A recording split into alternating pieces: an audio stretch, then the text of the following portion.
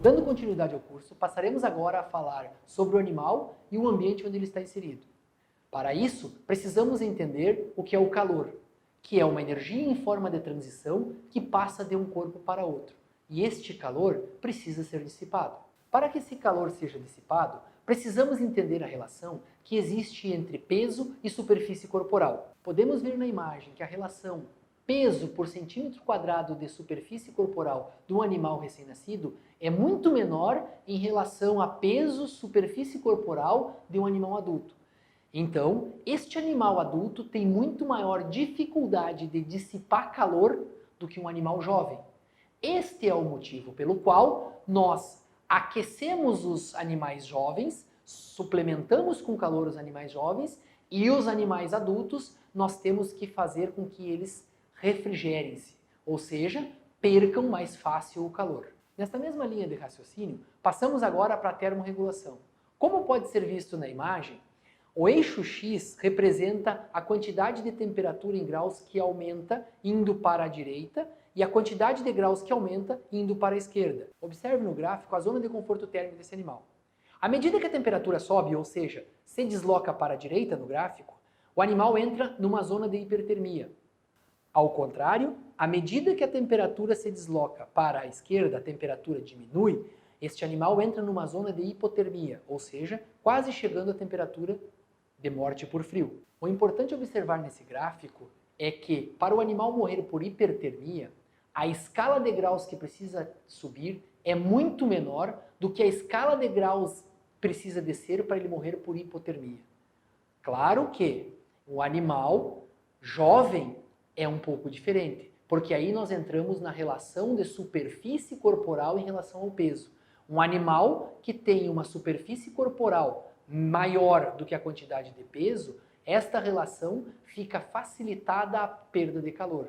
Ao contrário de um animal adulto, onde tenha uma quantidade de peso por centímetro quadrado muito grande, a dificuldade de perda de calor é maior. Com isso, o animal morre mais fácil de calor. Se atente a esta dica de ouro. Um animal é uma usina produtora de calor. Nós temos que entender o animal como uma usina produtora de calor. Se nós chegarmos nas nossas granjas e observarmos os animais não como animal, e sim como uma usina produtora de calor, nós conseguiremos fazer a relação do animal com o ambiente se tornar o mais agradável possível. Estas usinas produtoras de calor estão constantemente trocando calor com o meio. E a partir de agora, nós vamos estudar estas trocas de calor. As trocas de calor foram divididas em dois grandes grupos. A primeira são as trocas de calor sensível. A segunda, as trocas de calor latente. O que importa realmente nisso é que as sensíveis não há custo energético e a latente há custo energético. O que eu quero dizer com isso? É que a troca de calor latente há energia envolvida no meio, ou seja, o animal está gastando energia. Aquela ração, aquela energia que ele está consumindo não está indo para onde a gente gostaria que fosse, como por exemplo, produção de carne, e sim para a troca de calor. Já a troca de calor sensível é uma troca de calor onde não há o envolvimento de energia, é aquelas desejada por nós, porque a energia consumida por ele através da ração está indo para onde a gente quer. Produzir ovos, produzir carne, produzir filhotes, produzir leite, enfim, para onde é o fim daquela ração. São 3 os tipos de trocas de calor sensível. Vamos agora ver detalhadamente uma a uma, sendo elas condução, irradiação e convecção. A condução é uma troca de calor que serve para ganhar como para perder calor. Como pode ser visto na imagem, a mãe canguru, muito utilizada nos hospitais hoje em dia, serve para que o filho ganhe calor da mãe e a mãe perca calor para o filho. Está nesse momento através do contato das superfícies corporais ocorrendo troca de calor. A condução é a forma mais eficiente e mais fácil de fazer troca de calor dentro do ambiente climatizado. O problema é, precisamos ter superfícies corporais e a superfície onde esse animal vai perder ou ganhar calor com temperaturas distintas. Observe na imagem um pintinho recém-chegado no galpão, onde a cama tem a temperatura desejada para ele. Por contato, este pintinho absorve a temperatura da cama, fazendo com que ele tenha um equilíbrio da sua temperatura. Ao contrário, aconteceria se a cama não estivesse com a temperatura adequada, este pintinho iria perder o pouco calor que tem para a cama. Na imagem seguinte, é possível observar uma leitoa tentando perder calor para o piso. Ou seja, ela afastou toda a maravilha que tinha e deitou sobre o piso onde a superfície está mais fria que o corpo, fazendo desta forma a perda de calor da sua superfície corporal para o piso. Esta é uma das formas eficientes de perder calor. Outra atitude comum de ver nas aves criadas em contato com a cama é o espojamento, onde elas começam a ciscar e se atirar terra para cima das suas costas, fazendo com isso que aumente a superfície corporal em contato com esta cama, facilitando ainda mais a troca de calor por condução. A segunda forma de troca de calor sensível é a irradiação, e também tem a finalidade de ganhar e perder calor. Esta imagem trata-se de um típico dia de frio, onde os animais vão em busca de uma fonte de calor, porque a produção de calor está sendo muito rapidamente dissipada e eles não conseguem manter essa temperatura corporal. Então, eles abrem mão e vão atrás do sol, para que, com a irradiação que o sol está fazendo, absorvam o calor. Ao contrário da imagem anterior, aqui temos uma cena típica de verão, onde os animais, devido às temperaturas elevadas, têm dificuldade de dissipar o calor.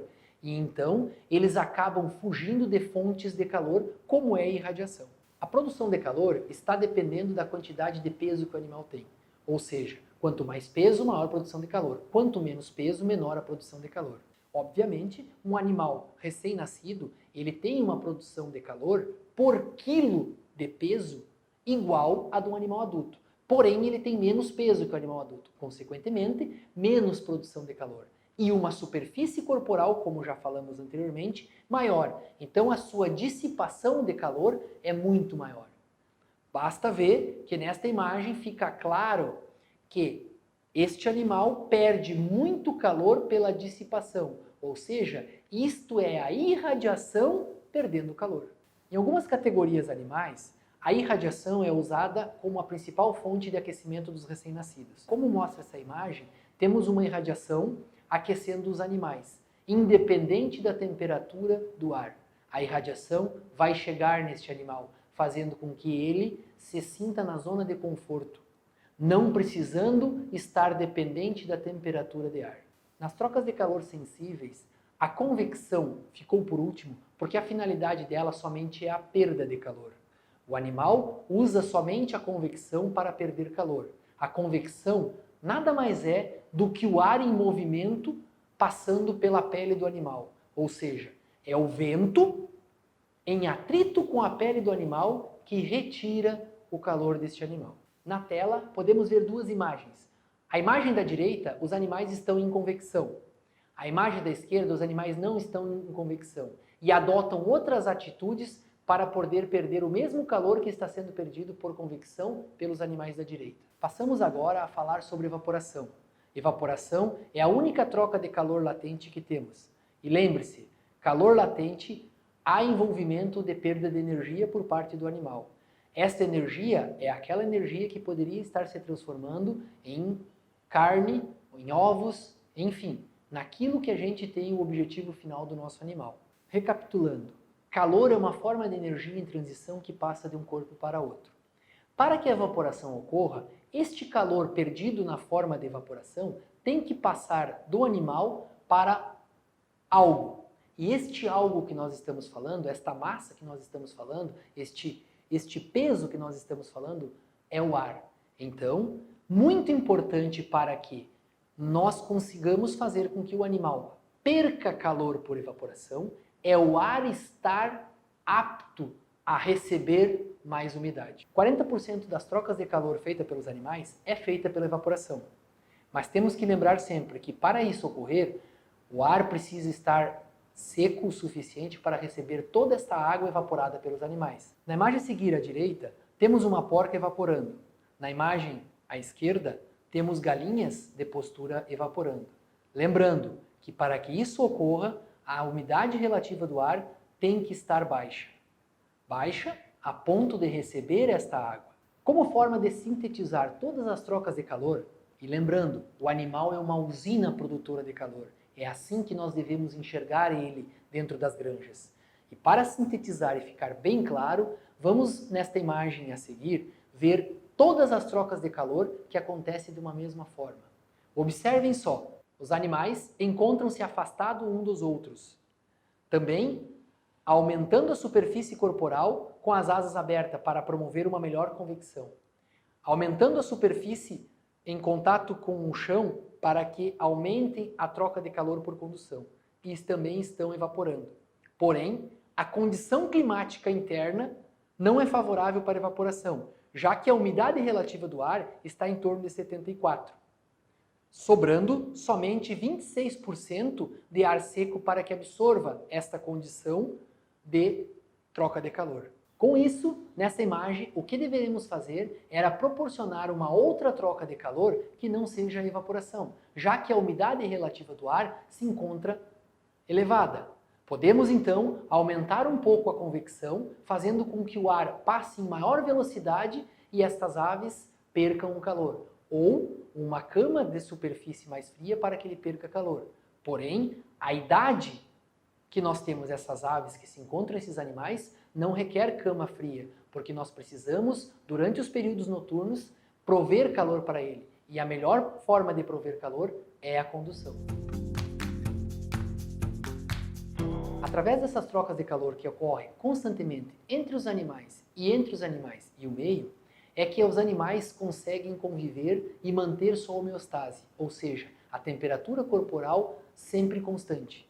E isto vai fazer com que o animal ganhe mais ou ganhe menos desempenho, devido à facilidade ou à dificuldade de trocar calor.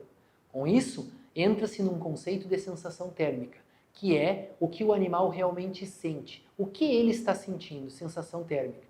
Mas para nós avaliarmos sensação térmica, é preciso sempre ter em mente e sempre estar avaliando 3 parâmetros, que são temperatura, umidade relativa do ar e velocidade do ar, porque é o que o animal está sentindo e não o que o sensor de um termômetro mede. Um exemplo que eu quero dar para vocês. Uma temperatura de 32 graus a uma determinada umidade de 65%, 70% e a 0 metros por segundo de velocidade que o animal está sentindo, ele tem uma sensação térmica. Agora, esta mesma temperatura e este mesma umidade deste mesmo ambiente, a uma velocidade de 1, 2 metros por segundo, a sensação térmica e a sensação dessa temperatura é completamente diferente para esse animal. Então, quando nós falarmos em sensação térmicas, devemos sempre falar de que velocidade estamos tratando. E esta velocidade que eu estou falando é a velocidade que está passando pelo animal, e não a velocidade que está passando por nós que estamos dentro do galpão ou dentro dessa instalação avaliando. É o que o animal está sentindo. Porque um animal escondido atrás de outro, ou atrás de um comedouro, ou atrás de um bebedouro, ou propriamente atrás de uma superfície que tenha dentro desse galpão, dessa instalação, não é a velocidade que ele sente. Essa sensação térmica afeta em muito no nosso dia a dia, porque é ela que vai determinar se o animal vai comer mais ou comer menos, ganhar mais ou ganhar menos. Por isso, sensação térmica é muito importante nós avaliarmos, desde que temos em mente que as nossas usinas produtoras de calor estão com uma temperatura, uma umidade e uma velocidade do ar.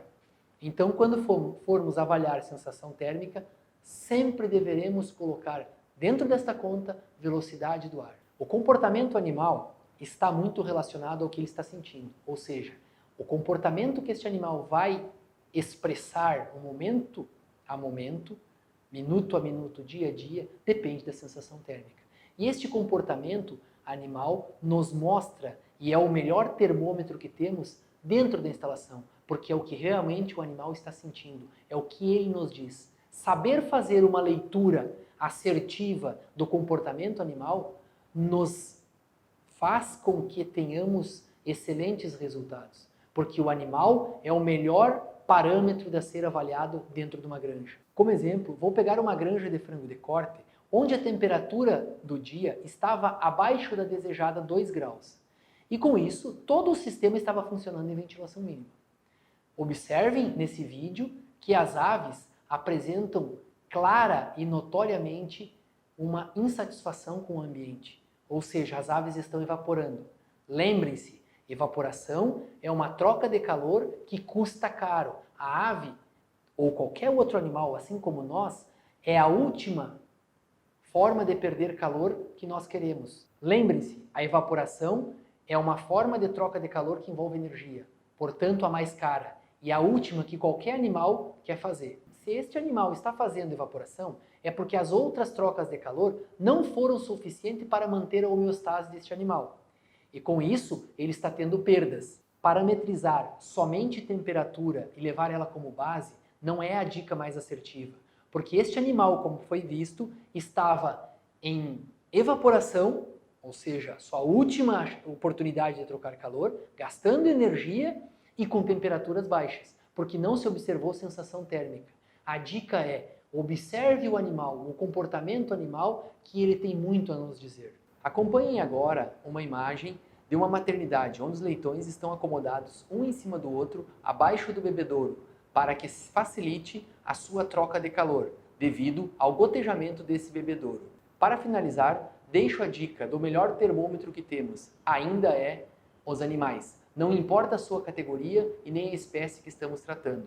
Estes animais nos mostrarão tudo o que estão sentindo, se a sensação é frio ou se a sensação é de calor. Observem esses animais que teremos os melhores resultados. Se você ficou com alguma dúvida, por favor, fique à vontade, volte este vídeo várias vezes, a quantidade que for necessária, para que possa compreender de uma vez por todas a relação entre a troca de calor que os animais possuem com o meio, para que isto fique muito bem claro, pois assim conseguimos passar para o próximo módulo, que falará sobre a climatização dos galpões.